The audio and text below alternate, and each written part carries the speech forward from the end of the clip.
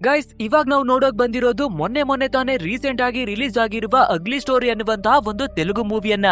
ಪ್ರೀತಿ ಅತಿಯಾಗಿ ಸೈಕೋ ಲೆವೆಲ್ಗೆ ಹೋದ್ರೆ ಯಾವ ರೀತಿ ಇರುತ್ತೆ ಅನ್ನೋದನ್ನ ಇವತ್ತಿನ ಈ ಮೂವಿಯಲ್ಲಿ ನೋಡ್ತಾ ಇದೀವಿ. ಸೊ ಪ್ರೀತಿಯನ್ನ ಮಾಡ್ತಾ ಇರೋರು ಅಥವಾ ಮಾಡ್ಬೇಕು ಅನ್ಕೊಂಡಿರೋರು ಪ್ರತಿಯೊಬ್ಬರೇ ಕೂಡ ಈ ಮೂವಿಯನ್ನ ತಪ್ಪದೇನೆ ನೋಡಿ. ಅಂಡ್ ಇನ್ನೊಂದ್ ವಿಷಯವನ್ನ ಹೇಳ್ಬೇಕು ಅಂದ್ರೆ ತೆಲುಗು, ತಮಿಳು, ಮಲಯಾಳಂ ನಲ್ಲಿ ಸಖತ್ತಾಗಿರುವ ಮೂವಿಗಳು ಬರ್ತಾ ಇದಾವೆ ಅಲ್ವಾ. ಸೊ ಅವುಗಳನ್ನ ನೋಡೋದಕ್ಕೆ ಆಗದೆ ನೀವೇ ಕೂಡ ತುಂಬಾನೇ ಕಷ್ಟವನ್ನ ಪಟ್ಟು ಹುಡುಕ್ತಾ ಇದ್ದೀರಾ. ಅದಕ್ಕಾಗಿ ಅಂತಾನೆ ನಾವಿವಾಗ ನಿಮ್ಮ ಮುಂದಕ್ಕಾಗಿನೇ ಬರ್ತಾ ಇದೀವಿ. ಅಂದ್ರೆ ಸಖತ್ತಾಗಿರುವ ಇಂಡಿಯನ್ ಮೂವಿಗಳನ್ನ ಎಕ್ಸ್ಪ್ಲೇನ್ ಮಾಡೋದಕ್ಕಾಗಿ ಮತ್ತೊಂದು ಚಾನೆಲ್ ಅನ್ನ ಕ್ರಿಯೇಟ್ ಮಾಡಿದೀವಿ. ಸೊ ನೀವು ಇನ್ ಮುಂದೆ ಯಾವುದೇ ರೀತಿ ಚಿಂತೆಯನ್ನ ಮಾಡದೆ ಡೈರೆಕ್ಟ್ ಆಗಿ ನಮ್ಮ ಹೊಸ ಚಾನೆಲ್ ಅಲ್ಲಿನೇ ನೋಡ್ಕೋಬಹುದು. ಅಂಡ್ ಆ ಚಾನೆಲ್ ನ ಹೆಸರು ಬಂದು ಮ್ಯಾಶ್ ಮೂವಿ ಅಂತ. ಅಂಡ್ ಅದ್ರ ಲಿಂಕ್ ಅನ್ನವೇ ಕೂಡ ನಾವು ಡಿಸ್ಕ್ರಿಪ್ಷನ್ ಅಲ್ಲಿ ಕೊಟ್ಟಿರ್ತೀವಿ. ಸೊ ತಪ್ಪದೆ ನಮ್ಮ ಹೊಸ ಚಾನೆಲ್ ಅನ್ನ ಸಬ್ಸ್ಕ್ರೈಬ್ ಅನ್ನ ಮಾಡ್ಕೊಂಡು ನಮ್ಗೆ ಸಪೋರ್ಟ್ ಅನ್ನ ಕೊಡಿ. ನಿಮಗಾಗಿ ನಾವು ಭಯಂಕರವಾಗಿರುವ ಕ್ರೇಜಿ ಮೂವಿಗಳನ್ನ ತರ್ತಾನೆ ಇರ್ತೀವಿ. ಸೊ ಫಟಾಫಟ್ ಅಂತ ಡಿಸ್ಕ್ರಿಪ್ಷನ್ ಅಲ್ಲಿ ಕೊಟ್ಟಿರುವ ಲಿಂಕ್ ಅನ್ನ ಕ್ಲಿಕ್ ಮಾಡಿ ಇವಾಗ್ಲೇನೆ ಸಬ್ಸ್ಕ್ರೈಬ್ ಮಾಡ್ಕೊಳ್ಳಿ. ಅಂಡ್ ಎಷ್ಟು ಸಾಧ್ಯನೋ ಅಷ್ಟು ಬೇಗ 1000 ಸಬ್ಸ್ಕ್ರೈಬರ್ಸ್ ಗಳನ್ನ ನೀವು ಕಂಪ್ಲೀಟ್ ಅನ್ನ ಮಾಡಿದ್ರೆ ನಾವು ತುಂಬಾನೇ ಎಫರ್ಟ್ ಅನ್ನ ಹಾಕಿ ನಿಮಗಾಗಿ ವಿಡಿಯೋವನ್ನ ತರೋದಕ್ಕಾಗಿ ರೆಡಿ ಆಗಿರ್ತಾ ಇದೀವಿ. ಸರಿ, ಹಾಗಿದ್ರೆ ಇನ್ನು ತಡವನ್ನ ಮಾಡದೆ ಇವತ್ತಿನ ವಿಡಿಯೋವನ್ನ ಶುರು ಮಾಡೋಣ.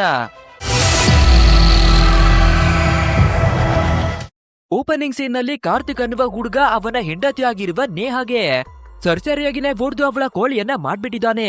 ಅಂಡ್ ಅವಳ ಬಾಡಿಯನ್ನ ವಾಶ್ರೂಮ್ ಗಾಗಿನೇ ಎಳ್ಕೊಂಡು ಬಂದು ಫ್ರೆಶ್ ಅಪ್ ಆಗಿ ರಕ್ತವೆಲ್ಲ ಕಚ್ಕೊಂಡು ಅದೇ ಜಾಗದಲ್ಲಿ ಮಲ್ಕೋತಾನೆ. ಅಂಡ್ ಈ ರೀತಿ ಜೋರಾದ ಶಬ್ದವೆಲ್ಲ ಕೇಳಿ ಬರ್ಬೇಕಾದ್ರೆ ಅಕ್ಕಪಕ್ಕದ ಮನೆಯವರು ಪೊಲೀಸ್ನವರಿಗೆ ಕಾಲನ್ನ ಮಾಡಿ ಇನ್ಫಾರ್ಮೇಶನ್ ಅನ್ನ ಕೊಡ್ಬೇಕಾದ್ರೆ ಅವರೇ ಕೂಡ ಬಂದು ಎನ್ಕ್ವೈರಿ ಮಾಡೋದಕ್ಕಾಗಿ ಶುರುವನ್ನ ಮಾಡ್ಕೋತಾರೆ. ಅಂಡ್ ಅಕ್ಕಪಕ್ಕದ ಜನರು ಕಾರ್ತಿಕ್ ಒಬ್ಬ ಸೈಕೋ ತುಂಬಾನೇ ಕೆಟ್ಟವನು ಅನ್ನೋದಾಗಿ ಸ್ಟೇಟ್ಮೆಂಟ್ ಗಳನ್ನವೇ ಕೂಡ ಕೊಡ್ತಿರ್ತಾರೆ. ಅಂಡ್ ಇವಾಗ ಈ ಕೇಸನ್ನ ಹ್ಯಾಂಡಲ್ ಮಾಡೋದಕ್ಕೆ ಬಂದಿರೋದು ಒಬ್ಬಳು ಲೇಡಿ ಪೊಲೀಸ್ ಆಫೀಸರ್. ಸೊ ಈ ಕಾರ್ತಿಕ್ ಯಾರು, ಇವನ ಬ್ಯಾಕ್ ಗ್ರೌಂಡ್ ಏನು ಅನ್ನೋದಾಗಿ ಕೇಳ್ಬೇಕಾದ್ರೆ ಇವಾಗ ನಮ್ಮ ಸ್ಟೋರಿಯನ್ನ ಕಟ್ ಮಾಡಿ ಫ್ಲಾಶ್ ಬ್ಯಾಕ್ ಅನ್ನ ನಮ್ಗೆ ತೋರಿಸ್ತಾರೆ. ನಮ್ಮ ನೇಹಾ ಮತ್ತೆ ಕಾರ್ತಿಕ್ ಇಬ್ಬರೇ ಕೂಡ ತುಂಬಾನೇ ರೀಸೆಂಟ್ ಆಗಿನೇ ಮದ್ವೆ ಆಗಿದ್ದಾರೆ. ಬಟ್ ಆದ್ರೆ ನಮ್ಮ ನೇಹಾಗೆ ಈ ಮದ್ವೆಯನ್ನ ಆಗಿರೋದು ಸ್ವಲ್ಪನವೇ ಕೂಡ ಇಷ್ಟನೇ ಇರೋದಿಲ್ಲ. ಆದ್ರೂ ಕೂಡ ಈ ಕಾರ್ತಿಕ್ ಪ್ರತಿದಿನ ಬೆಡ್ ನ ಮೇಲೆ ತುಂಬಾನೇ ಜಬರ್ದಸ್ತಿಯನ್ನ ಮಾಡಿ ಬರ್ತಿರ್ತಾನೆ. ಬಟ್ ಆದ್ರೆ ನಮ್ಮ ನೇಹಾ ಅವಳಿಗೆ ಏನ್ ತಾನೇ ಮಾಡೋದಕ್ಕೆ ಆಗುತ್ತೆ, ಬೇರೆ ದಾರಿ ಇಲ್ದೆ ಅವನು ಏನೇ ಮಾಡಿದ್ರು ಕೂಡ ಅದನ್ನ ಸಹಿಸ್ಕೊಳ್ಬೇಕಾಗುತ್ತೆ.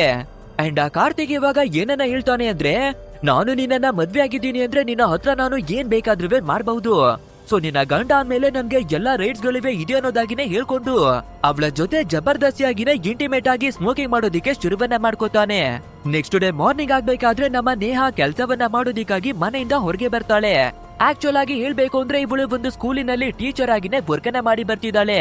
ಅದು ಅಲ್ಲದೆ ಇವಳಿಗೆ ಕ್ರಿಯೇಟಿವಿಟಿ ಆಗಿ ಕ್ಲೇ ಮಾಡ್ಲಿಂಗ್ ಗಳನ್ನ ಮಾಡೋದು ಅಂದ್ರೆ ತುಂಬಾನೇ ಇಂಟ್ರೆಸ್ಟ್ ಆಗಿರುತ್ತೆ. ಬಟ್ ಆದ್ರೆ ನಮ್ಮ ನೇಹಾ ಅವಳ ಲೈಫ್ ಪೂರ್ತಿಯಾಗಿ ಸರಿಯಾಗಿಲ್ಲ ಅಲ್ವಾ. ಸೊ ಇವಳು ಯಾವಾಗ್ಲೂ ಬೇಜಾರಿನಲ್ಲಿ ಇರ್ಬೇಕಾದ್ರೆ ಅದನ್ನ ನೋಡುವ ಫ್ರೆಂಡ್ಗೆ ಗೊತ್ತಾಗ್ಬಿಡುತ್ತೆ ಇವಳು ಯಾವ್ದೋ ಪ್ರಾಬ್ಲಮ್ ನಲ್ಲಿ ಸಿಕ್ಕಾಕೊಂಡಿದ್ದಾಳೆ. ಬಟ್ ಆದ್ರೆ ನಮ್ಮ ಹತ್ರ ಏನನ್ವೇ ಹೇಳ್ಕೊತಿಲ್ಲ ಅಂತ. ಬಟ್ ಆದ್ರೆ ಈ ಫ್ರೆಂಡು ಯಾವಾಗ ನನ್ಗೆ ದುಡ್ಡು ಬೇಕು ಅಂತ ಕೇಳಿದ್ರೂ ಕೂಡ ನಮ್ಮ ನೇಹಾ ಹಣವನ್ನ ಕೊಟ್ಟು ಹೆಲ್ಪ್ ಅನ್ನ ಮಾಡಿ ಬರ್ತಾಳೆ. ಇನ್ನೊಂದ್ ಕಡೆಯಲ್ಲಿ ಕಾರ್ತಿಕನ ತೋರಿಸ್ಬೇಕಾದ್ರೆ ಅವರ ಒಂದು ಕಂಪನಿಯಲ್ಲಿ ವರ್ಕ್ ಅನ್ನ ಮಾಡಿ ಬರ್ತಿದ್ದಾನೆ. ಬಟ್ ಆದ್ರೆ ಕೆಲ್ಸವನ್ನ ಮಾಡೋದ್ ಬಿಟ್ಟು ನಂದೇನೆ ಕಂಪ್ನಿ ಅನ್ನುವ ರೀತಿಯಾಗಿ ಬರೀ ನೇಹಾ ಅವಳ ಫೋಟೋಗಳನ್ನ ಸ್ಕ್ರೋಲ್ ಮಾಡ್ಕೊಂಡು ಅವಳನ್ನೇ ನೋಡ್ಕೊಂಡು ಕುಳಿತಿರ್ತಾನೆ. ಇದನ್ನ ನೋಡುವಂತ ಬಾಸು, ನೀನು ಸರಿಯಾಗಿ ಕೆಲ್ಸವನ್ನ ಮಾಡಿಲ್ಲ ಅಂದ್ರೆ ನಿನ್ನ ಕೆಲ್ಸವನ್ನ ಕಳ್ಕೊಂಡ್ ಬಿಡ್ತೀಯ ಅನ್ನೋದಾಗಿನೇ ಹೇಳ್ತಾರೆ. ಇದನ್ನ ಕೇಳ್ಬೇಕಾದ್ರೆ ನಮ್ಮ ಕಾರ್ತಿಕ್ ಯಾವುದೇ ರೀತಿ ರಿಯಾಕ್ಟ್ ಅನ್ನೇ ಮಾಡ್ತೀರಾ ಅವನ ಫೋನ್ ಅಲ್ಲಿ ಒಂದು ವಿಡಿಯೋವನ್ನ ತೆಗೆದು ಆ ಬಾಸ್ಗೆ ತೋರಿಸ್ತಾನೆ. ಅಷ್ಟೇ ಆ ವಿಡಿಯೋವನ್ನ ನೋಡ್ಬೇಕಾದ್ರೆ ಆ ಬಾಸು ಫುಲ್ ಶಾಕ್. ಯಾಕಂದ್ರೆ ಆ ವಿಡಿಯೋದಲ್ಲಿ ಈ ಬಾಸು ಬೇರೆ ಎಂಪ್ಲಾಯ್ನ ಜೊತೆಯಾಗಿ ಇಂಟಿಮೇಟ್ ಆಗ್ತಿರುವ ವಿಡಿಯೋನೇ ಇರುತ್ತೆ. ಸೊ ಈ ವಿಡಿಯೋವೇನಾದ್ರೂ ಹೊರಗಡೆ ಲೀಕ್ ಆದ್ರೆ ನಿಮ್ಮ ಲೈಫ್ ಏನಾಗ್ಬೇಡ ಅನ್ನೋದಾಗಿ ಬ್ಲಾಕ್ ಮೇಲ್ ಅನ್ನ ಮಾಡ್ತಾನೆ. ಸೊ ಬೇರೆ ದಾರಿ ಇಲ್ದೆ ಭಯವನ್ನ ಪಡ್ಕೊಳ್ಳುವ ಬಾಸು ಇವನನ್ನ ಕೆಲ್ಸದಿಂದ ತೆಗೆಯೋದಿಲ್ಲ.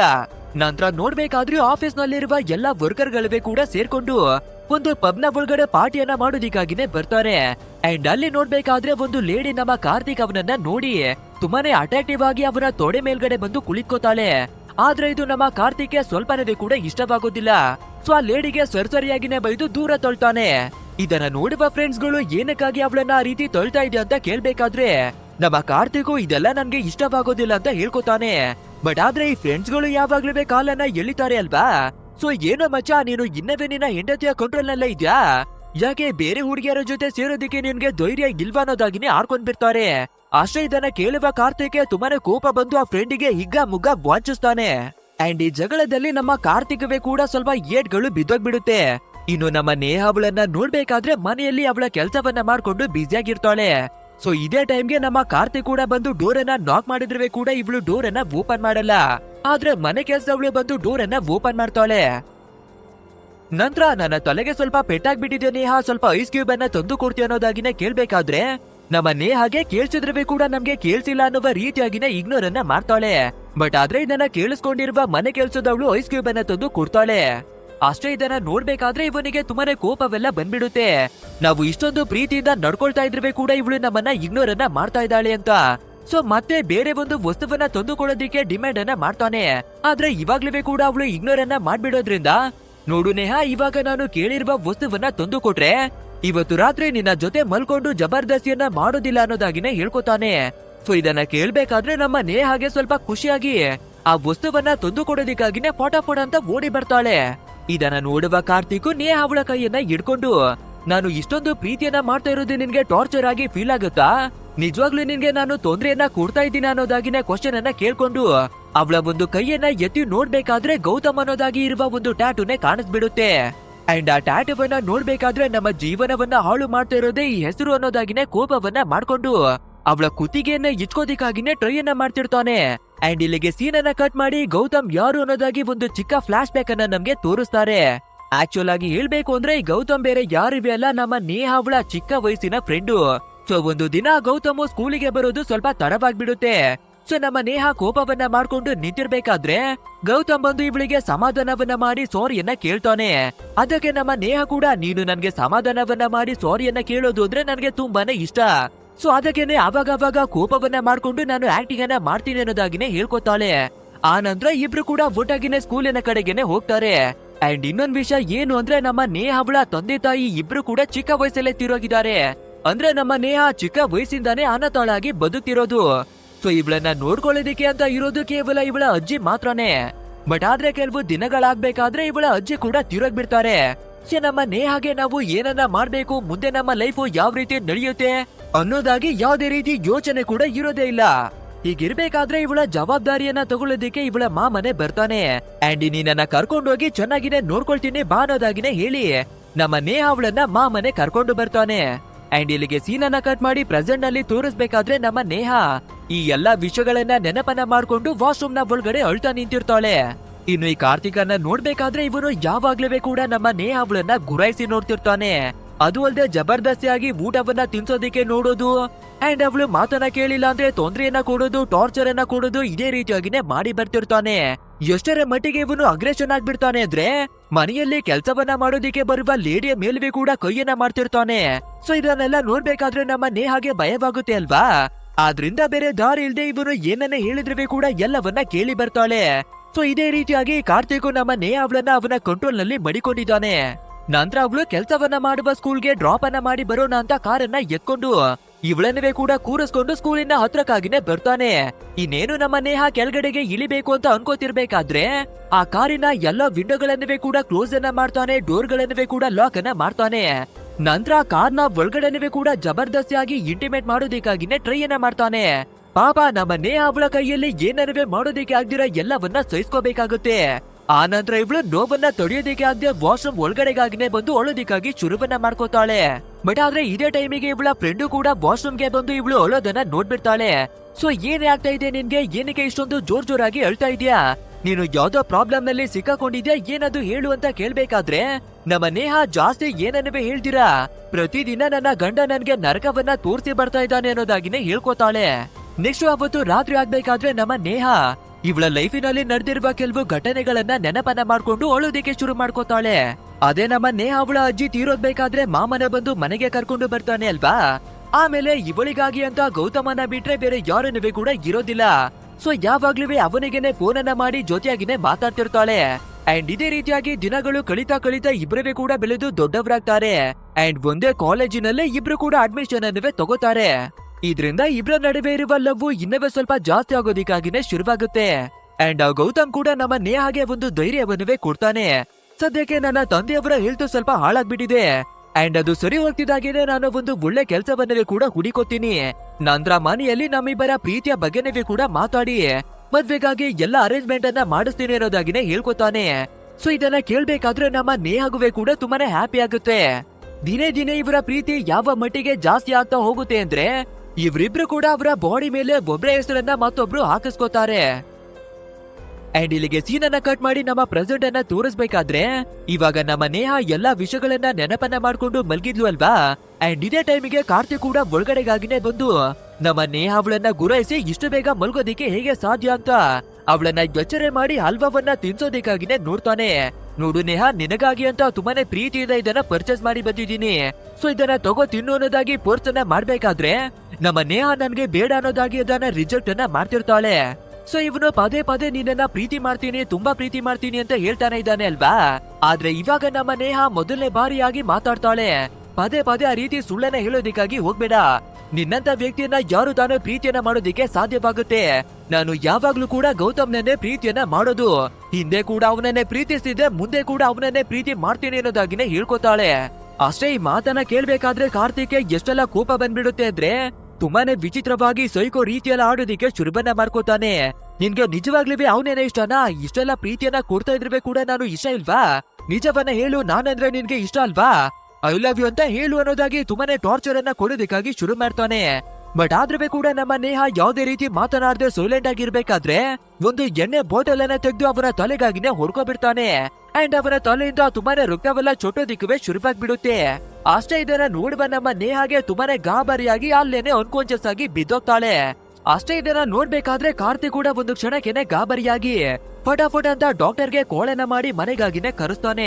ಅಂಡ್ ಡಾಕ್ಟರ್ ಕೂಡ ಮನೆ ಒಳಗಡೆ ಬರ್ಬೇಕಾದ್ರೆ ಒಂದು ಕ್ಷಣಕ್ಕೆ ಡಾಕ್ಟರ್ ಏನೇ ಶಾಕ್. ಏನಪ್ಪಾ, ನಿನ್ನ ತಲೆಯನ್ನ ನೋಡಿದ್ರೆ ಪೆಟ್ಟು ಬಿದ್ದು ರಕ್ತವೆಲ್ಲ ಚೋಡ್ತಾ ಇದೆ, ಬಟ್ ಆದ್ರೆ ತಲೆ ಸುದ್ದಿ ನಿನ್ನ ವೈಫ್ ಅವರು ಬಿದ್ದಿದ್ದಾರೆ ಅನ್ನೋದಾಗಿನೇ ಹೇಳಿ ನಮ್ಮ ನೇಹ ಅವಳನ್ನ ಚೆಕಪ್ ಅನ್ನ ಮಾಡಿ ಒಂದು ಇಂಜೆಕ್ಷನ್ ಅನ್ನವೇ ಕೂಡ ಕೊಡ್ತಾರೆ.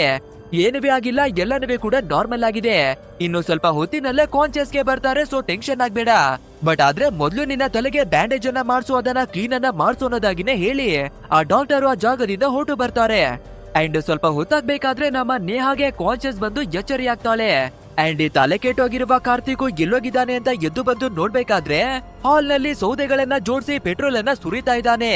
ಯಾವ ರೀತಿ ಅಂದ್ರೆ ಯಾರಾದ್ರೂ ತೀರೋಗ್ಬಿಟ್ರೆ ಅವರ ಬಾಡಿಯನ್ನ ಸುಡೋದಿಕ್ಕಾಗಿ ಸೌದೆಗಳನ್ನ ಜೋಡಿಸ್ತಾರೆ ಅಲ್ವಾ, ಸೇಮ್ ಅದೇ ರೀತಿಯಾಗಿನೇ ಸೌದೆಗಳನ್ನ ಜೋಡಿಸಿ ಪೆಟ್ರೋಲು ಎಲ್ಲವನ್ನ ಸುರಿತಾ ಇದ್ದಾನೆ. ಅಷ್ಟೇ ಇದನ್ನ ನೋಡ್ಬೇಕಾದ್ರೆ ನಮ್ಮ ನೇಹ ಅವಳ ಪರಿಸ್ಥಿತಿ ಯಾವ ರೀತಿ ಇರ್ಬೇಡ.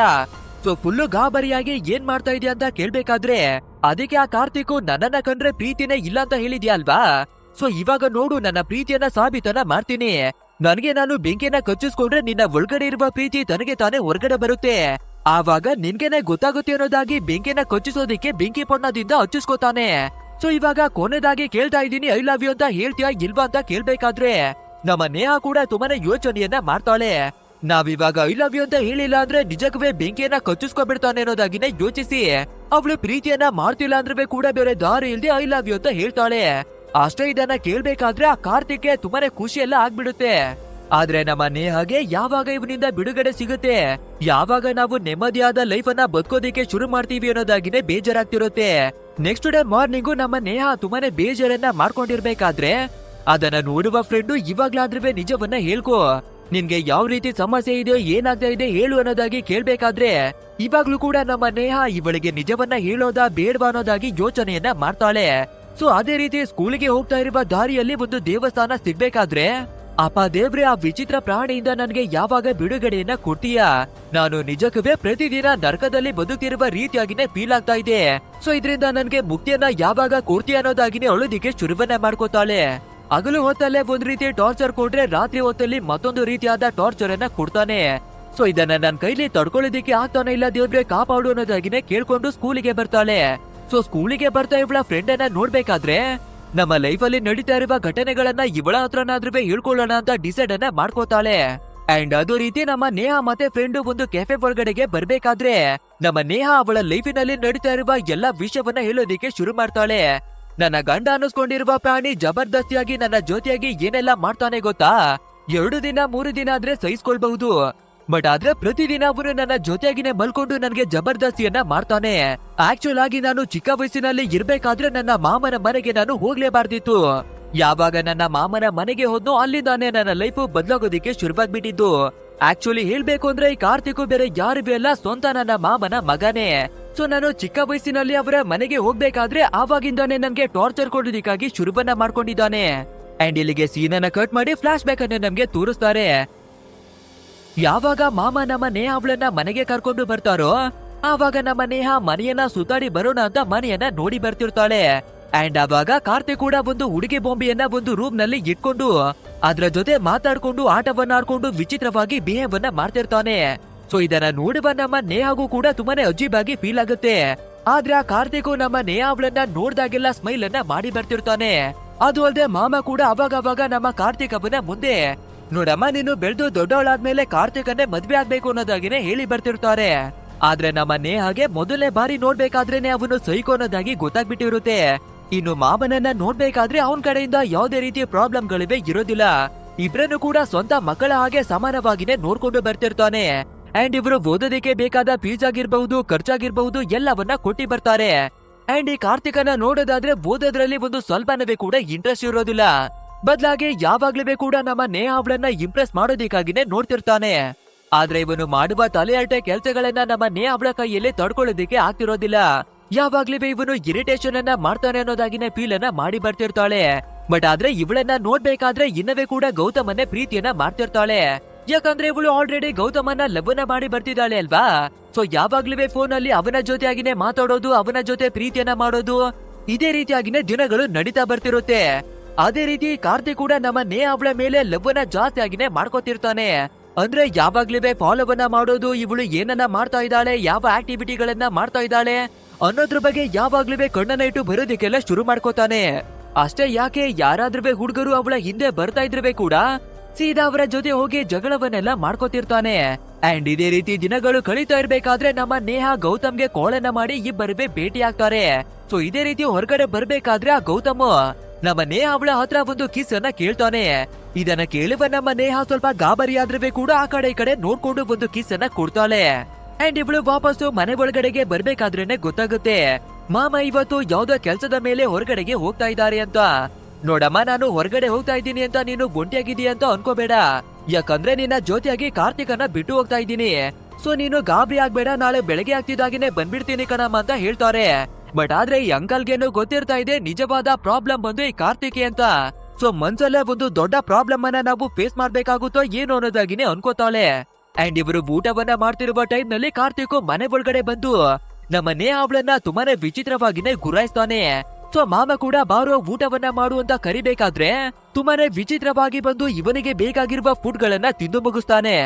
ನೆಕ್ಸ್ಟ್ ಮಾಮ ಕೂಡ ಕೆಲ್ಸದ ಮೇಲೆ ಹೊರಗಡೆ ಹೋಗ್ತಾರೆ. ಸೊ ನಮ್ಮ ನೇಹ ಕೂಡ ಅವಳ ರೂಮ್ಗೆ ಬಂದು ಮಲ್ಗಿರ್ಬೇಕಾದ್ರೆ ಸಡನ್ ಆಗಿ ಒಂದು ನೋಟಿಫಿಕೇಶನ್ ಬರುತ್ತೆ. ಸೊ ಈ ಹೊತ್ನಲ್ಲಿ ಯಾರು ಮೆಸೇಜ್ ಅನ್ನ ಮಾಡಿರೋದು ಅಂತ ಓಪನ್ ಮಾಡಿ ನೋಡ್ಬೇಕಾದ್ರೆ ಅದೇ ಇವಳು ಹೊರಗಡೆ ಬಂದಿದ್ದಾಗ ಗೌತಮ್ಗೆ ಒಂದು ಕಿಸನ್ನ ಕೊಡ್ತಿದ್ಲು ಅಲ್ವಾ. ಸೊ ಅದನ್ನ ಯಾರು ರೆಕಾರ್ಡ್ ಮಾಡಿ ಇವಾಗ ಇವಳಿಗೆ ಕಳ್ಸಿದ್ದಾರೆ. ಅಂಡ್ ಅದನ್ನ ಮಾಡಿರೋದು ಬೇರೆ ಯಾರಿವೆಯಲ್ಲ ನಮ್ಮ ಕಾರ್ತಿಕೇನೆ. ಅಷ್ಟೇ ಇದನ್ನ ನೋಡ್ಬೇಕಾದ್ರೆ ನಮ್ಮ ನೇಹಾಗೆ ತುಂಬಾನೇ ಗಾಬರಿ ಆಗೋದಿಕ್ಕೆಲ್ಲ ಶುರುವಾಗ್ಬಿಡುತ್ತೆ. ಸೊ ಬಾಯಾರಿಕೆ ಆಗ್ತಿದೆ, ನೀರನ್ನ ಕುಡಿದು ಬರೋಣ ಅಂತ ಕಿಚನ್ ಕಡೆಗೆ ಹೊರಟು ಬಂದು ನೀರನ್ನ ಕುಡಿತಾಳೆ. ಅಂಡ್ ವಾಪಸ್ ರೂಮಿಗೆ ಹೋಗೋಣ ಅಂತ ಇವಳು ಹಿಂದೆ ತಿರುಗಿ ನೋಡ್ಬೇಕಾದ್ರೆ ಆ ಕಾರ್ತಿಕ್ ದೆವ್ವ ಬಂದು ನಿಂತಾಗೆ ಸಡನ್ ಆಗಿ ಬಂದು ನಿಂತಿರ್ತಾನೆ. ಸೊ ಅವನನ್ನ ನೋಡ್ಬೇಕಾದ್ರೆ ಒಂದು ಕ್ಷಣಕ್ಕೆ ಇವಳು ಗಾಬರಿಯಾಗಿನೇ ಬಿದ್ದೋಗ್ಬಿಡ್ತಾಳೆ. ಅಂಡ್ ಇವಾಗ ಈ ಕಾರ್ತಿಕ್ ಎಲ್ಲಾ ವಿಷಯಗಳಿವೆ ಗೊತ್ತಾಗಿದೆ ಅಲ್ವಾ. ಸೊ ಇವಾಗ ತುಂಬಾನೇ ವಿಚಿತ್ರವಾಗಿ ಬಿಹೇವ್ ಮಾಡೋದಕ್ಕೆ ಶುರುವನ್ನ ಮಾಡ್ಕೋತಾನೆ. ಅಂದ್ರೆ ನಮ್ಮ ನೇಹ ಅವಳ ಬಟ್ಟೆಯನ್ನ ಹರಿದು ವಿಚಿತ್ರವಾಗಿ ಸ್ಮೆಲ್ ಅನ್ನ ಮಾಡೋದು, ಹಾಗೆ ವಿಚಿತ್ರವಾಗಿರುವ ದೃಷ್ಟಿಯಿಂದ ಇವಳನ್ನ ಗುರಾಯಿಸುವ ರೀತಿಯೆಲ್ಲ ನೋಡ್ತಾನೆ. ಆ ನಂತರ ನಾನು ಗೌತಮ್ಗೆ ಏನನ್ನ ಮಾಡ್ದೆ ಅನ್ನೋದಾಗಿನವೇ ಕೂಡ ಒಂದು ವಿಷಯವನ್ನ ರಿವೀಲ್ ಮಾಡ್ಕೋತಾನೆ. ಅಂದ್ರೆ ಗೌತಮ್ನ ಫಾದರ್ಗೆ ಹೆಲ್ತ್ ಹಾಳಾಗ್ಬಿಟ್ಟಿದೆ ಅಂತ ಹೇಳ್ಕೊಂಡಿದ್ದ ಅಲ್ವಾ. ಸೊ ಅದಕ್ಕಾಗಿ ತಕ್ಕಿದ ಹಾಗೆ ಕೆಲವು ಮೆಡಿಸಿನ್ ಗಳನ್ನ ತಗೊಳ್ಳೋದಿಕ್ಕಾಗಿನೇ ಬಂದಿರ್ತಾನೆ. ಸೊ ಆ ರೀತಿ ಮೆಡಿಸಿನ್ ಅನ್ನ ತಗೊಂಡು ಅವನು ಮನೆ ಕಡೆಗೆ ಹೋಗ್ತಿರ್ಬೇಕಾದ್ರೆ ಈ ಕಾರ್ತಿಕ್ ಇವನ ಮುಖಕ್ಕೆ ಒಂದು ಸ್ಕರ್ಟ್ ಅನ್ನ ಮುಚ್ಕೊಂಡು ಗೌತಮ್ನ ಮೇಲೆ ಎರ್ರ ಬಿರಿಯಾಗಿ ಹೊಡೆದು ಚಟ್ನಿಯನ್ನ ಮಾಡ್ತಾನೆ. ನೋಡು, ಇನ್ನೊಂದ್ಸಲ ನೀನು ನೇಹ ಅವಳ ಹಿಂದೆ ಬರೋದಾಗ್ಲಿ ಅವಳಿಗೆ ಫೋನ್ ಕಾಲ್ ಅನ್ನ ಮಾಡೋದಾಗ್ಲಿ ಗೊತ್ತಾದ್ರೆ ನಿಜವಾಗ್ಲೂ ನಿನ್ನನ್ನ ಎತ್ಬಿಡ್ತೀನಿ ಕೊಂಡು ಅನ್ನೋದಾಗಿ ವಾರ್ನಿಂಗ್ ಕೂಡ ಕೊಟ್ಟಿ ಬಂದಿದ್ದಾನೆ. ಸೊ ಇದನ್ನ ಕೇಳ್ಬೇಕಾದ್ರೆ ನಮ್ಮ ನೇಹಾಗೆ ಇನ್ನವೇ ಕೂಡ ಭಯವಾಗೋದಿಕ್ಕೆ ಶುರುವಾಗುತ್ತೆ. ಈ ಲೆವೆಲ್ಗೆ ಸೈಕೋವನ್ನ ನಾವು ಇಲ್ಲಿವರೆಗೂ ನೋಡೇ ಇಲ್ಲ ಅನ್ನೋದಾಗಿ. ಅಂಡ್ ಇವಾಗ ಈ ಕಾರ್ತಿಕ್ ಮತ್ತೊಂದು ವಾರ್ನಿಂಗ್ ಕೂಡ ಕೊಡ್ತಾನೆ. ನೀನೇನಾದ್ರೂ ಆ ಗೌತಮನ್ನ ಪ್ರೀತಿಸೋದನ್ನ ಇಲ್ಲಿಗೆ ನಿಲ್ಸಿಲ್ಲ ಅಂದ್ರೆ ಖಂಡಿತ ನಿಮ್ಮಿಬ್ಬರ ಕಥೆಯನ್ನೇ ಮುಗಿಸಿ ಸಮಾಧಿಯನ್ನ ಕಟ್ಬಿಡ್ತೀನಿ ಅನ್ನೋದಾಗಿ ವಾರ್ನ್ ಮಾಡ್ತಾನೆ. ಅಂಡ್ ಇವಾಗ ನೀನು ಮಾಡಿರುವ ತಪ್ಪಿಗೆ ತಕ್ಕ ಶಿಕ್ಷೆಯನ್ನು ಅನುಭವಿಸ್ಬೇಕು ಅಲ್ವಾ. ಸೊ ಇವತ್ತು ರಾತ್ರಿ ಪೂರ್ತಿಯಾಗಿ ನೀನು ಎಚ್ಚರಿಯಾಗಿನೇ ಇರ್ಬೇಕು. ಒಂದು ಕ್ಷಣಕ್ಕವೇ ಕೂಡ ನೀನು ಕಣ್ಣನ್ನ ಮುಚ್ಚಿ ಮಲ್ಗೋ ಹಾಗಿಲ್ಲ. ನಾನು ಯಾವಾಗ ಬೇಕಾದ್ರೂ ಕೂಡ ನೀನನ್ನ ಕರಿಬಹುದು. ಸೊ ಒಂದು ಸೆಕೆಂಡ್ ಕೂಡ ಲೇಟ್ ಅನ್ನ ಮಾಡ್ದಿರ ನೀನು ರಿಪ್ಲೈ ಅನ್ನ ಕೊಡ್ತಾನೆ ಇರ್ಬೇಕು. ಅಂಡ್ ನಾನು ಏನೇ ಹೇಳಿದ್ರೆ ಕೂಡ ಅದನ್ನೆಲ್ಲ ಕೇಳ್ಬೇಕು ಅನ್ನೋದಾಗಿನೇ ಹೇಳಿ ಟಾರ್ಚರ್ ಅನ್ನ ಕೊಡೋದಿಕ್ಕೆ ಶುರುವನ್ನ ಮಾಡ್ಕೋತಾನೆ. ಸೊ ಬೇರೆ ದಾರಿ ಕಾಣದೇ ಇರುವ ನಮ್ಮ ನೇಹಾ ಕೂಡ ಅದೇ ರೀತಿಯಾಗಿನೇ ನಿದ್ರೆಗೇಟು ಎಚ್ಚರ ಇರ್ತಾಳೆ. ಅಂಡ್ ಬೆಳಗ್ಗೆ ಆಗ್ತಿದ್ದಾಗೇನೆ ಆ ಕಾರ್ತಿಕ್ ಕೂಡ ಬಂದು ಮಲ್ಕೋತಾನೆ. ಸೊ ಅದೇ ರೀತಿಯಾಗಿ ನಮ್ಮ ಮಾಮ ಕೂಡ ವಾಪಸ್ಸು ರಿಟರ್ನ್ ಬರ್ಬೇಕಾದ್ರೆ ಬಂದಿದ್ದ ಕೂಡಲೇ ನಮ್ಮ ನೇಹಾ ಮನೆಯಲ್ಲಿ ನಡೆದಿರುವ ಎಲ್ಲ ವಿಷಯವನ್ನವೇ ಕೂಡ ಹೇಳ್ಕೊತಾಳೆ. ಮಾಮ, ನಾನು ಚಿಕ್ಕ ವಯಸ್ಸಿನಿಂದ ಗೌತಮ್ ಅನ್ನುವ ಒಂದು ಹುಡುಗನನ್ನ ತುಂಬಾನೇ ಪ್ರೀತಿಯನ್ನ ಮಾಡಿ ಬರ್ತಾ ಇದ್ದೀನಿ. ಸೊ ಇವಾಗ ನೋಡಿದ್ರೆ ನಿಮ್ಮ ಮಗನಾಗಿರುವ ಕಾರ್ತಿಕ್ ನನ್ಗೆ ಟಾರ್ಚರ್ ಅನ್ನ ಕೊಟ್ಟಿ ಬರ್ತಾ ಇದ್ದಾನೆ. ಅಂಡ್ ಪ್ರೀತಿಯನ್ನ ಮಾಡು ಅನ್ನೋದಾಗಿ ಹಿಂದೆ ಬಿದ್ದಿದ್ದಾನೆ ಅನ್ನೋದಾಗಿ ಹೇಳ್ಕೋಬೇಕಾದ್ರೆ ಇವಳಿಗೆ ಸಪೋರ್ಟ್ ಅನ್ನ ಮಾಡೋದ್ರ ಬದಲಿಗೆ ಅವನ ಮಗನ ಪರವಾಗಿನೇ ಮಾತಾಡ್ತಾರೆ. ನೋಡಮ್ಮ, ಚಿಕ್ಕ ವಯಸ್ಸಿಂದ ನೀನೇನೆ ಅವನ ಹೆಂಡತಿ ಅನ್ನೋದಾಗಿನೇ ಹೇಳಿ ಬಂದಿದ್ದೀನಿ. ಇವಾಗ ನಾವು ಬೇಕು ಅಂದ್ರೆ ಕೂಡ ನಿನ್ನ ಮದುವೆಯನ್ನ ಗೌತಮ್ನ ಜೊತೆಯಾಗಿ ಮಾಡೋದಿಕ್ಕೆ ಆಗೋದಿಲ್ಲ. ಯಾಕಂದ್ರೆ ಇವನು ಚಿಕ್ಕ ವಯಸ್ಸಿನಲ್ಲಿ ಇರ್ಬೇಕಾದ್ರೆ ಒಂದು ಡಾಲ್ ನ ಜೊತೆ ಆಟೋಡೋದಿಕ್ಕಾಗಿ ನೋಡಿದಾನೆ. ಅದು ಕೇವಲ ಒಂದು ಗೊಂಬೆ ಆಗಿದ್ರೆ ಕೂಡ ಅದಕ್ಕೆ ಒಂದು ಹೆಸರನ್ನ ಮಡಗಿ ಅದಕ್ಕೆ ಊಟವನ್ನ ತಿನ್ಸೋದು, ಬಟ್ಟೆಯನ್ನ ಚೇಂಜ್ ಅನ್ನ ಮಾಡೋದು ಎಲ್ಲವನ್ನ ಮಾಡಿ ಬರ್ತಾ ಇದ್ದಾನೆ. ಸೊ ಅದನ್ನ ಎಷ್ಟೇ ತಡೆಯೋದಿಕ್ಕೆ ನೋಡಿದ್ರೆ ಕೂಡ ಅವನು ನಮ್ಮ ಮಾತನ್ನ ಕೇಳ್ತಿರ್ಲಿಲ್ಲ. ಆದ್ರಿಂದ ಅವನನ್ನ ಸೀದಾ ಡಾಕ್ಟರ್ನ ಹತ್ರಕ್ಕಾಗಿನೇ ಕರ್ಕೊಂಡು ಬಂದು ತೋರಿಸ್ಬೇಕಾದ್ರೇನೆ ಗೊತ್ತಾಗಿದೆ ಇವನಿಗೆ ತುಂಬಾನೇ ರೇರ್ ಆಗಿರುವ ಒಂದು ಡಿಸೀಸ್ ಇದೆ. ಅದರ ಪ್ರಕಾರ ಇವನು ಒಬ್ಬ ಮನುಷ್ಯನ ಜೊತೆ ಆಗಿರಬಹುದು ಅಥವಾ ಯಾವ್ದಾದ್ರೂ ವಸ್ತುವಿನ ಜೊತೆ ಆಗಿರಬಹುದು. ಎಮೋಷನಲ್ ಆಗಿ ಕನೆಕ್ಟ್ ಆಗ್ಬಿಟ್ರೆ ಅದನ್ನ ದೂರ ಮಾಡೋದಿಕ್ಕೆ ಬ್ರಹ್ಮನಿಂದನವೇ ಕೂಡ ಸಾಧ್ಯ ಇಲ್ಲ. ಇವನಿಗೆ ಯಾವ್ದು ಬೇಕು ಅನ್ಸುತ್ತೋ ಅದನ್ನ ಪಡ್ಕೊಳ್ಳೋದಿಕ್ಕೆ ಯಾವ ಹಂತಕ್ಕೆ ಬೇಕಾದ್ರೂ ಇಳಿತಾನೆ ಅನ್ನೋದಾಗಿ ಹೇಳ್ಕೊತಾರೆ. ಸೊ ಅದೇ ಕಾರಣಕ್ಕಾಗಿ ಹೇಳ್ತಾ ಇದ್ದೀನಿ, ಇವಾಗ ನೀನು ಮದ್ವೆ ಆಗೋದನ್ನ ಬಿಟ್ಟು ಬೇರೆ ಆಪ್ಷನ್ ಇಲ್ಲ. ಆದ್ರಿಂದ ಸ್ವಲ್ಪ ಅಡ್ಜಸ್ಟ್ ಅನ್ನ ಮಾಡ್ಕೊಂಡು ಅವನೇನೆ ಮದ್ವೆನಾಗ್ಬಿಡಮ್ಮ ಅನ್ನೋದಾಗಿನೇ ಹೇಳ್ಕೊತಾರೆ. ಬಟ್ ಆದ್ರೆ ನಮ್ಮ ನೇಹಾ ಗೌತಮ್ ಅನ್ನುವ ಹುಡುಗನನ್ನ ಪ್ರೀತಿಸಿ ಬರ್ತಾ ಇದ್ದಾಳೆ ಅಲ್ವಾ. ಸೊ ಖಂಡಿತ ನಾನು ಕಾರ್ತಿಕನ ಮದ್ವೆ ಆಗೋದಿಕ್ಕಾಗಿ ಆಗೋದಿಲ್ಲ ಅನ್ನೋದಾಗಿನೇ ಹೇಳ್ಕೊತಾಳೆ. ಆದ್ರೆ ಮಾಮ ಯಾವಾಗ್ಲೂ ಕೂಡ ಇವನನ್ನ ಮದ್ವೆ ಆಗು ಆಗು ಆಗು ಅನ್ನೋದಾಗಿನೇ ಫೋರ್ಸ್ ಅನ್ನ ಮಾಡ್ತಿರ್ತಾರೆ. ಸೊ ಈ ಫೋರ್ಸ್ ಅನ್ನ ತಡೆಯೋದಕ್ಕೆ ಆಗದೆ ಒಂದು ಚಾಕವನ್ನ ತಗೊಂಡು ಕೈಯನ್ನವೇ ಕೂಡ ಕಟ್ ಮಾಡ್ಕೋತಾರೆ. ಆದ್ರಿಂದ ಫಟಾಫಟ ಅಂತ ನಮ್ಮ ನೇಹಾ ಅವಳನ್ನ ಹಾಸ್ಪಿಟಲ್ಗೆ ಕರ್ಕೊಂಡು ಬಂದು ಅಡ್ಮಿಟ್ ಅನ್ನ ಮಾಡ್ತಾರೆ. ಅಂಡ್ ಈ ವಿಷಯ ಕಾರ್ತಿಕ್ಗೆ ಕೂಡ ಗೊತ್ತಾಗ್ಬೇಕಾದ್ರೆ ತುಂಬಾನೇ ಭಯವನ್ನ ಪಡ್ಕೊಂಡು ಓಡಿ ಬರ್ತಾನೆ.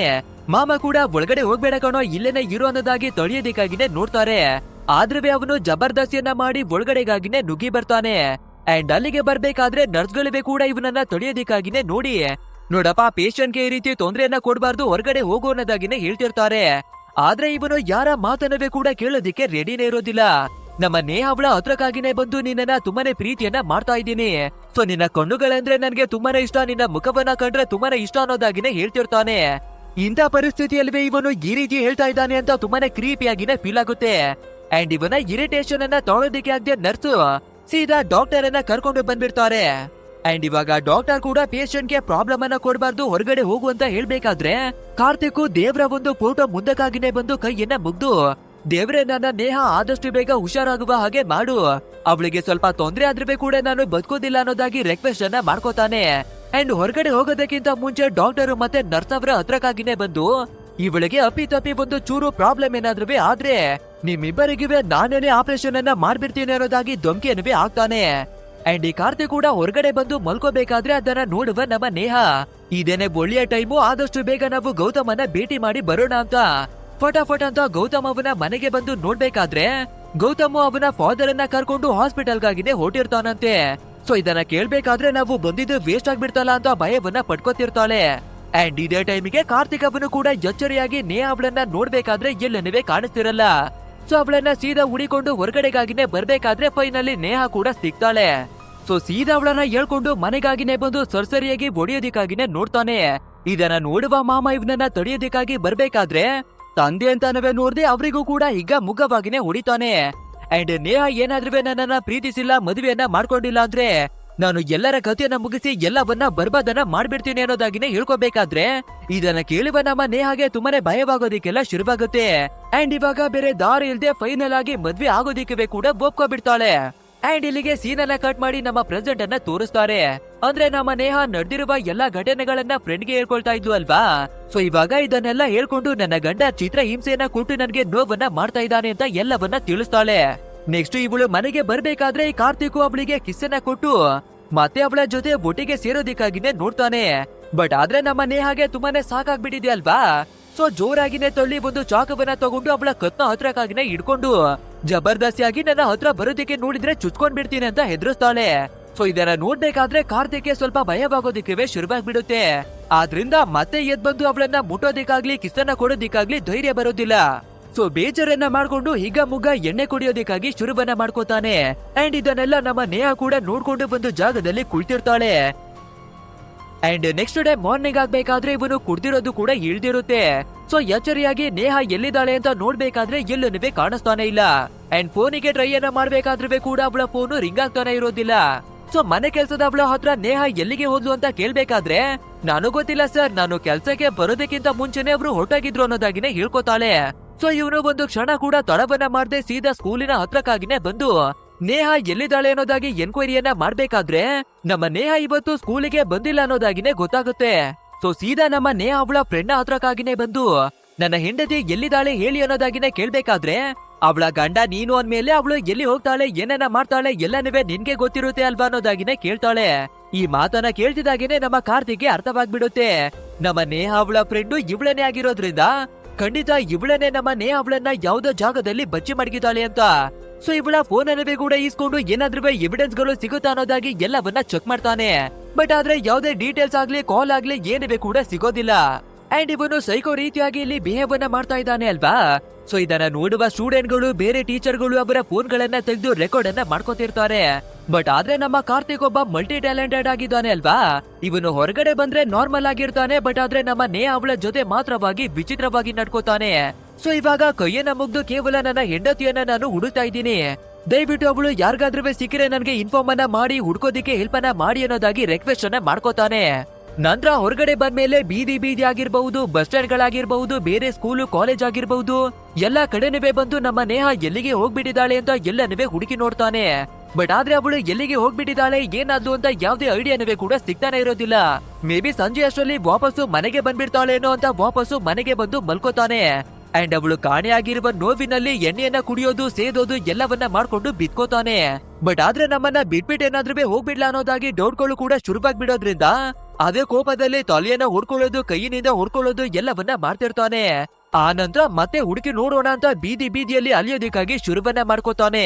ಸೊ ಎಲ್ಲವೇ ಸಿಗದೆ ಇರೋದ್ರಿಂದ ಮೇ ಬಿ ಅವಳು ವಾಪಸ್ ಬರ್ತಾಳೇನೋ ನೋಡೋಣ ಅಂತ ಇವರ ಫ್ಲಾಟ್ ನ ಹತ್ರಕ್ಕೆ ಹಿಂತಿರುಗಿ ಬಂದು ನೋಡ್ಬೇಕಾದ್ರೆ ಡೋರ್ ಅನ್ನ ಕ್ಲೋಸ್ ಮಾಡಿರುತ್ತೆ. ಸೊ ತುಂಬಾನೇ ಬೇಜಾರನ್ನ ಮಾಡ್ಕೊಂಡು ಡೋರ್ ನ ಹೊರಗಡೆಗಾಗಿನೇ ಕಾಯ್ಕೊಂಡು ಕುಳಿತುಕೋತಾನೆ. ಅಂಡ್ ಅದೇ ಜಾಗದಲ್ಲಿ ಪಾಸ್ ಆಗ್ತಿರುವಂತಹ ಒಬ್ಬ ವ್ಯಕ್ತಿ ನಮ್ಮ ಕಾರ್ತಿಕ್ ಅನ್ನ ನೋಡಿ ಏನಕ್ಕೆ ಸರ್ ಒಂಟಿಯಾಗಿ ಈ ರೀತಿ ಹೊರಗಡೆ ಕುಳಿತಿದ್ದೀರಲ್ಲ ಅಂತ ಕೇಳ್ಬೇಕಾದ್ರೆ, ಸರ್ ನನ್ನ ಹೆಂಡತಿ ಹೋಗಿ 2 ದಿನಗಳಾಗ್ತಾ ಇದೆ, ಅವಳು ಎಲ್ಲಿಗೆ ಹೋದ್ಲು ಏನಾದ್ಲು ಏನುವೆ ಗೊತ್ತಿರ್ತಾ ಇಲ್ಲ, ಅದಕ್ಕಾಗಿನೇ ಕಾಯ್ಕೊಂಡು ಕುಳಿತಿದ್ದೀನಿ ಸರ್ ಅನ್ನೋದಾಗಿನೇ ಹೇಳ್ಕೋಬೇಕಾದ್ರೆ ನಿಮ್ಮ ಹೆಂಡತಿ ಹೆಸರು ಏನ್ ಸರ್ ಅನ್ನೋದಾಗಿ ಕೇಳ್ಬೇಕಾದ್ರೆ ನಮ್ಮ ಕಾರ್ತಿಕ್ ಕೂಡ ನೇಹಾ ಅಂತ ಹೇಳ್ಕೊತಾನೆ. ಸೊ ಇದನ್ನ ಕೇಳುವಂತ ವ್ಯಕ್ತಿ ಆ ಹೆಸರಿನಲ್ಲಿ ಇಲ್ಲಿ ಯಾರುವೇ ಇಲ್ಲ ಸರ್ ಅನ್ನೋದಾಗಿನೇ ಹೇಳ್ಕೊತಾನೆ. ಅಷ್ಟೇ ನಮ್ಮ ಕಾರ್ತಿಕ್ಗೆ ತುಂಬಾನೇ ಕೋಪ ಬಂದು ಆ ವ್ಯಕ್ತಿಗೆ ಹೊಡೆಯೋದಿಕ್ಕಾಗಿ ಶುರುವನ್ನ ಮಾಡ್ಕೋತಾನೆ. ಅಂಡ್ ಇದೇ ಟೈಮಿಗೆ ಮತ್ತೊಬ್ಬ ವ್ಯಕ್ತಿ ಕೂಡ ಬಂದು ಅವನವೇ ಸೇಮ್ ನೇಹಾ ಅನ್ನುವ ಹೆಸರಿನಲ್ಲಿ ಯಾರುವೇ ಇಲ್ಲ ಸರ್ ಅಂತ ಹೇಳ್ಕೋಬೇಕಾದ್ರೆ ಆ ವ್ಯಕ್ತಿಯನ್ನುವೇ ಕೂಡ ಹಿಡ್ಕೊಂಡು ಹೊಡೆಯೋದಿಕ್ಕಾಗಿ ಶುರು ಮಾಡ್ಕೋತಾನೆ. ಬಟ್ ಆದ್ರೆ ಸ್ವಲ್ಪ ಹೊತ್ತಾದ್ಮೇಲೆನೆ ಗೊತ್ತಾಗುತ್ತೆ ಇವನು ಬೇರೆ ಅಪಾರ್ಟ್ಮೆಂಟ್ ಗೆ ಬಂದ್ಬಿಟ್ಟಿದ್ದಾನೆ ಅನ್ನೋದು. ಸೊ ಅವರ ಹತ್ರ ಸಾರಿಯನ್ನ ಕೇಳಿ ಆ ಜಾಗವನ್ನ ಬಿಟ್ಟು ಇವನ ಅಪಾರ್ಟ್ಮೆಂಟ್ ಕಡೆಗಾಗಿನೇ ಹೊರಟು ಬರ್ತಾನೆ. ಅಂಡ್ ವಾಪಸ್ ಇವನು ಮನೆ ಒಳಗಡೆ ಬಂದು ಕುಳಿತಿರ್ಬೇಕಾದ್ರೆ ತುಂಬಾನೇ ಯೋಚನೆಗಳು ಬರೋದಿಕ್ಕೆ ಶುರುವಾಗುತ್ತೆ. ಇವಳು ಯಾವಾಗ್ಲೂ ಗೌತಮ್ ಅಂತ ಹೇಳ್ತಿದ್ಲು ಅಲ್ವಾ, ಅವಳ ಜೊತೆ ಏನಾದ್ರೂ ಓಡ್ ಹೋಗ್ಬಿಟ್ಟಿದ್ದಾಳ ಏನ್ ಕತೆ ಅನ್ನೋದಾಗಿ ಯೋಚಿಸ್ತಿರ್ತಾನೆ. ಇದೇ ರೀತಿ ಯೋಚಿಸ್ಕೊಂಡೆ ಸೋಫಾ ಮೇಲ್ಗಡೆನೆ ಮಲ್ಕೋಬಿಡ್ತಾನೆ. ಅಂಡ್ ಮಾರ್ನಿಂಗ್ ಆಗ್ತಿದಾಗೇನೆ ಯಾರೋ ಡೋರ್ ಅನ್ನ ನಾಕ್ ಮಾಡ್ತಾರೆ. ಮೇ ಬಿ ನಮ್ಮ ನೇಹಾ ವಾಪಸ್ ಬಂದ್ಬಿಡ್ಲೇನೋ ಅಂತ ತುಂಬಾನೇ ಹ್ಯಾಪಿಯಾಗಿ ಬಂದು ಡೋರ್ ಅನ್ನ ಓಪನ್ ಮಾಡ್ಬೇಕಾದ್ರೆ ಅಲ್ಲಿ ಬಂದಿರೋದು ಮನೆ ಕೆಲಸವನ್ನ ಮಾಡುವಂತಹ ಲೇಡಿ. ಸೊ ಬೇಜಾರನ್ನ ಮಾಡ್ಕೊಂಡು ವಾಪಸ್ ಬಂದು ಕುಳಿತುಕೋತಾನೆ. ಆ ನಂತರ ಎಣ್ಣೆಯನ್ನೇ ಕೂಡ ಉಯ್ಕೊಂಡು ಕುಡಿಯೋದಿಕ್ಕೆ ಶುರುವನ್ನ ಮಾಡ್ಕೋತಿರ್ತಾನೆ. ಸೊ ಇದೇ ಟೈಮ್ ನಲ್ಲಿ ಆ ಮನೆ ಕೆಲಸದವಳೇ ಕೂಡ ಕೆಲಸವನ್ನ ಮಾಡ್ತಿರ್ಬೇಕಾದ್ರೆ ನಮ್ಮ ಕಾರ್ತಿಕ್ ತುಂಬಾನೇ ವಿಚಿತ್ರವಾಗಿ ಅವಳನ್ನವೇ ಕೂಡ ಗುರಾಯಿಸೋದಿಕ್ಕಾಗಿನೇ ನೋಡ್ತಿರ್ತಾನೆ. ಅದು ಅಲ್ಲದೆ ನೇಹಾ ಕೂಡ ಕಾಣಿಯಾಗಿ 2-3 ದಿನಗಳು ಮೇಲಾಗ್ಬಿಟ್ಟಿದೆ ಅಲ್ವಾ. ಸೊ ಇವಾಗ ಒಂಟಿತನ ಕಾಡ್ತಾ ಇದೆ ಅನ್ಸುತ್ತೆ. ಸೊ ಮನೆ ಕೆಲ್ಸದವಳನ್ನ ಗುರಾಯಿಸ್ತಾ ಇದ್ದಾನೆ. ಇದನ್ನ ನೋಡುವ ಮನೆ ಕೆಲ್ಸದವಳಿಗೆ ಅರ್ಥವಾಗ್ಬಿಡುತ್ತೆ ಇವನು ಏನಕ್ಕಾಗಿ ನೋಡ್ತಾ ಇದ್ದಾನೆ ಅಂತ. ಮೇ ಬಿ ಕಾರ್ತಿಕನ ಕಂಡ್ರೆ ಅವಳಿಗೂ ಕೂಡ ಇಷ್ಟ ಅನ್ಸುತ್ತೆ. ಸೊ ಸೀದಾ ಇವನ ಹತ್ರಕ್ಕಾಗಿನೇ ಬರ್ಬೇಕಾದ್ರೆ ಈ ಬರ್ಬೇ ಕ್ಲೋಸ್ ಆಗಿ ತುಂಬಾನೇ ರೊಮ್ಯಾಂಟಿಕ್ ಆಗಿನೇ ಕೆಲ್ಸವನ್ನ ಮಾಡಿ ಮುಗಿಸ್ತಾರೆ. ಅಂಡ್ ಇವಾಗ ಕೆಲ್ಸದ ಲೇಡಿ, ನಾನು ಅಂದ್ರೆ ನಿಮ್ಗೆ ಇಷ್ಟೊಂದು ಇಷ್ಟ ಇದೆ ಅಂದ್ರೆ ಇಲ್ಲಿವರೆಗೂ ಏನಕ್ಕೆ ಹೇಳ್ಕೊಂಡಿಲ್ಲ ಸಾರ್ ಅಂತ ಕೇಳ್ಬೇಕಾದ್ರೆ ಇದನ್ನ ಕೇಳ್ತಿದಾಗೇನೆ ಕಾರ್ತಿಕ್ ನ ತಲೆ ಕೆಡೋದಿಕ್ಕೆ ಶುರುವಾಗ್ಬಿಡುತ್ತೆ. ನಾನ್ ಯಾವಾಗ ನಿನ್ನ ಇಷ್ಟವನ್ನ ಪಡ್ತಾ ಇದ್ದೀನಿ ಅಂತ ಹೇಳ್ದೆ, ಏನೋ ನನ್ಗೆ ಬೇಕಿತ್ತು ಅದಕ್ಕಾಗಿನೇ ಬಂದು ಸೇರ್ದೆ ಅಂತ ಅವಳಿಗೆ ಒಡೆಯೋದಿಕ್ಕಾಗಿನೇ ನೋಡ್ತಿರ್ತಾನೆ. ಸೊ ಭಯವನ್ನ ಪಡ್ಕೊಳ್ಳುವ ಲೇಡಿ ಮನೆಯಿಂದಾನೆ ಓಡಿ ಹೋಗ್ಬಿಡ್ತಾಳೆ. ಸೊ ಇವಾಗ ಇವನ ತಲೆ ಇನ್ನವೇ ಕೂಡ ಕೆಡೋದಿಕ್ಕೆ ಶುರುವಾಗುತ್ತೆ. ನೇಹ ಇವನನ್ನ ಬಿಟ್ಟು ಹೋಗಿರೋದ್ರಿಂದ ಯಾವಾಗ್ಲೂ ಕಿರುಚಾಡೋದು ಕೂಗಾಡೋದು ಮಾಡ್ಕೊಂಡೇನೆ ಇದಾನೆ. ಅದು ಅಲ್ಲದೆ ಚಿಕ್ಕ ವಯಸ್ಸಿನಲ್ಲಿ ಒಂದು ಬೊಂಬೆಯನ್ನ ಇಟ್ಟು ಅದ್ರ ಜೊತೆ ಮಾತಾಡಿ ಬರ್ತಿದ್ದ ಅಲ್ವಾ. ಸೊ ಇವಾಗ್ಲೂ ಕೂಡ ಅದೇ ಬೊಂಬೆಗೆ ನೇಹ ಅಂತ ಹೆಸರನ್ನ ಮಡಗಿ ಆ ಬೊಂಬೆಯ ಜೊತೆ ಮಾತಾಡೋದಿಕ್ಕಾಗಿ ಶುರುವನ್ನ ಮಾಡ್ಕೊಂಡಿದ್ದಾನೆ. ಅಂಡ್ ಇದೇ ಟೈಮಿಗೆ ಸರಿಯಾಗಿ ನಮ್ಮ ನೇಹ ಕೂಡ ಮನೆ ಒಳಗಡೆಗೆ ಎಂಟ್ರಿ ಕೊಡ್ತಾಳೆ. ಅಷ್ಟೇ ಅವಳನ್ನ ನೋಡ್ಬೇಕಾದ್ರೆ ಇವನ ಖುಷಿಯನ್ನ ತಡೆಯೋದಿಕ್ಕೇನೆ ಆಗಲ್ಲ.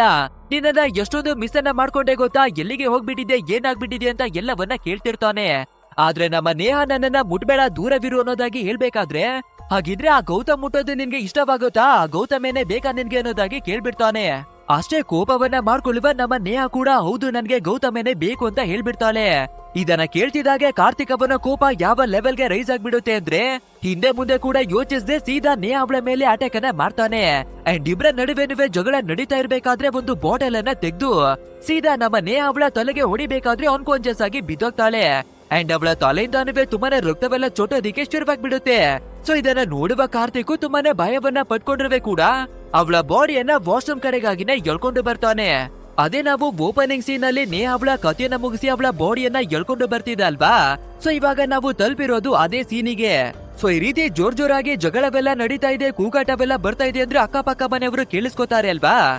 ಸೊ ಫಟ್ ಅಂತ ಪೊಲೀಸ್ ಅವರಿಗೆ ಇನ್ಫಾರ್ಮೇಶನ್ ಅನ್ನ ಕೊಡ್ಬೇಕಾದ್ರೆ ಪೊಲೀಸರೇ ಕೂಡ ಬರ್ತಾರೆ. ಅಂಡ್ ಆ ಟೈಮಿಗೆ ಇವನು ರಕ್ತವೆಲ್ಲ ಕಚ್ಕೊಂಡು ವಾಶ್ರೂಮ್ ನಲ್ಲಿ ತುಂಬಾನೇ ಭಯಂಕರವಾಗಿನೇ ಕುಳಿತಿರ್ತಾನೆ. ಅಂಡ್ ಡೋರ್ ಅನ್ನ ಓಪನ್ ಮಾಡ್ಬೇಕಾದ್ರೆ ಪೊಲೀಸ್ ಅವರಿಗೆ ಕನ್ಫರ್ಮ್ ಆಗ್ಬಿಡುತ್ತೆ ಇವನ ಹೆಂಡತಿ ಕಥೆಯನ್ನ ಮುಗಿಸಿ ಅವಳ ಬಾಡಿಯನ್ನ ಬೇರೆ ಕಡೆಗೆ ಸಾಗಿಸಿದಾನೆ ಅನ್ನೋದಾಗಿ.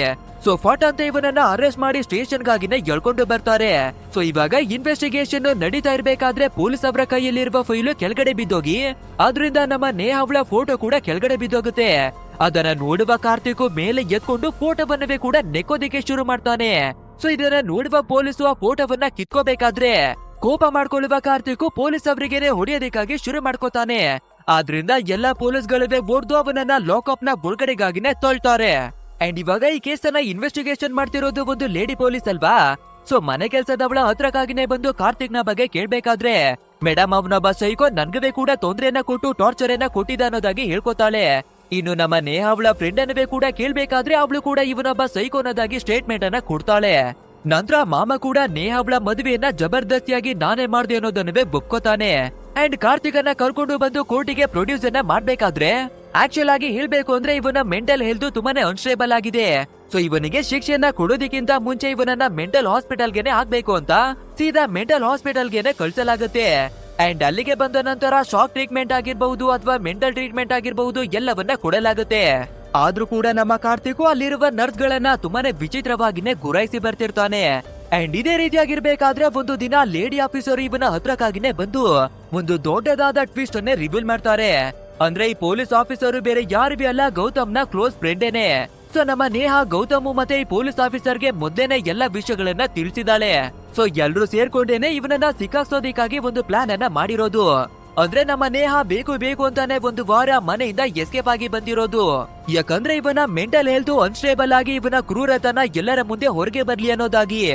ನಂತರ ಇವಳು ವಾಪಸ್ ಬರ್ಬೇಕಾದ್ರೆ ಅದೇ ರೀತಿಯಾಗಿನೇ ಇವನು ಅಟ್ಯಾಕ್ ಅನ್ನ ಮಾಡಿ ಅವಳ ಕಥೆಯನ್ನ ಮುಗಿಸೋದಿಕ್ಕೆ ನೋಡ್ತಾನೆ. ಬಟ್ ಆದ್ರೆ ನಮ್ಮ ನೇಹ ಸತ್ತಿರಲ್ಲ, ಬದಲಾಗಿ ಆಕ್ಟಿಂಗ್ ಅನ್ನ ಮಾಡಿರ್ತಾಳೆ. ಅಂಡ್ ಅವನು ಮಲ್ಕೋಬೇಕಾದ್ರೆ ನಮ್ಮ ನೇಹ ಅವಳ ಫ್ರೆಂಡೇನೆ ಬಂದು ರೆಸ್ಕ್ಯೂ ಅನ್ನ ಮಾಡಿ ಕರ್ಕೊಂಡು ಬರ್ತಾಳೆ. ಆ ನಂತರ ವಾಶ್ರೂಮ್ ನ ಒಳಗಡೆ ರಕ್ತವೆಲ್ಲ ಕಚ್ಕೊಂಡಿದೆ, ಇವನೇನೆ ಮರ್ಡರ್ ಅನ್ನ ಮಾಡಿದಾನೆ ಅನ್ನುವ ರೀತಿಯಾಗಿ ಎಲ್ಲಾ ಎವಿಡೆನ್ಸ್ ಗಳನ್ನ ಇವನ್ನೇ ಕ್ರಿಯೇಟ್ ಅನ್ನ ಮಾಡಿ ಮಡಗಿದ್ದಾರೆ. ಅಂಡ್ ಈ ಎಲ್ಲಾ ವಿಷಯವನ್ನ ಜಡ್ಜ್ಗೆ ಕೂಡ ನಾವು ಮುಂಚಿತವಾಗಿನೇ ಹೇಳ್ಕೊಂಡಿದ್ವಿ. ಸೊ ಅದೇ ಕಾರಣಕ್ಕೆ ನಿನ್ಗೆ ಯಾವುದೇ ರೀತಿ ಶಿಕ್ಷೆಯನ್ನ ಕೊಡ್ತಿರೋ ಹಾಸ್ಪಿಟಲ್ಗೆ ಕಳ್ಸಿರೋದು. ಇನ್ನೊಂದ್ ವಿಷಯವನ್ನ ಹೇಳ್ಬೇಕು ಅಂದ್ರೆ ನೇಹ ಇವಾಗ ಗೌತಮ್ ಅನ್ನ ಮದ್ವೆಯನ್ನ ಮಾಡ್ಕೊಂಡಿದ್ದಾಳೆ. ಅಂಡ್ ಅವರಿಬ್ರವೇ ಕೂಡ ನೆಮ್ಮದಿಯಾದ ಒಂದು ಲೈಫ್ ಅನ್ನ ಬದುಕಿ ಬರ್ತಾ ಇದ್ದಾರೆ ಅಂತ ಹೇಳ್ಕೊತಾಳೆ. ಪ್ರೀತಿಯನ್ನ ಯಾವುದು ಕೂಡ ನಾವು ಜಬರ್ದಸ್ತಿಯಿಂದ ಕಿತ್ಕೊಳ್ಳೋದಕ್ಕೆ ಆಗೋದಿಲ್ಲ. ಅದು ಏನಿದ್ರು ಹೃದಯದಿಂದ ತಾನಾಗಿನೇ ಬರ್ಬೇಕು ಅನ್ನೋದಾಗಿನೇ ಹೇಳಿ ಆ ಜಾಗದಿಂದ ಬರ್ತಾಳೆ. ಸೊ ಇದನ್ನೆಲ್ಲ ಕೇಳುವ ಕಾರ್ತಿಕ್ ಒಂದು ಕ್ಷಣಕ್ಕೆ ಶಾಕ್ ಆದ್ರೂ ಕೂಡ ನಾವು ಮಾಡಿದ್ದು ನಿಜಕ್ಕೇ ತಪ್ಪು ಅನ್ನೋದಾಗಿನೇ ಅರ್ಥವಾಗುತ್ತೆ. ಬಟ್ ಆದ್ರೆ ಅವನ ಪಕ್ಕದಲ್ಲಿ ಬಿದ್ದಿರುವ ಒಂದು ಬೊಂಬೆಯನ್ನ ನೋಡ್ಬೇಕಾದ್ರೆ ಅದನ್ನ ಮೇಲಕ್ಕೆ ಎತ್ಕೊಂಡು ಮತ್ತೆ ನೇಹ ಅನ್ನೋದಾಗಿ ತುಂಬಾನೇ ವಿಚಿತ್ರವಾಗಿನೇ ಬಿಹೇವ್ ಅನ್ನ ಮಾಡ್ತಾನೆ. ಅಂದ್ರೆ ಇವನಿಗೆ ರಿಯಲೈಸ್ ಆಗಿರ್ತಾ ಇದ್ರೆ ಕೂಡ ಇವನ ಒಳಗಡೆ ಇರುವ ಸೈಕೋ ಇನ್ನವೇ ಮುಗ್ದಿಲ್ಲ. ಇದ್ರರ್ಥ ಇವನು ಯಾವತ್ತೂ ಕೂಡ ಬದಲಾಗೋದೇ ಇಲ್ಲ.